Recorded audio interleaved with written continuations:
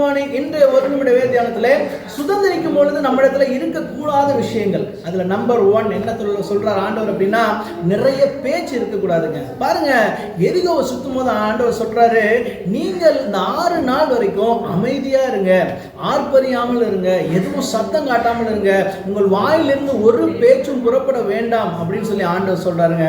இன்னைக்கு கூட நிறைய நேரங்களில் நாம கேட்டுறதே எதுல தெரியுமா, நம்முடைய வாயால தான். ஆண்டவர் சொல்றாரு, ராகாபை பார்த்து, இந்த யோசுவா புத்தகத்துல ராகாபை பார்த்து சொல்றாரு, நீ நான் சொன்னதை யாருக்கிட்டையுமே என்ன பண்ணக்கூடாது, சொல்லக்கூடாதுங்கிறாரு.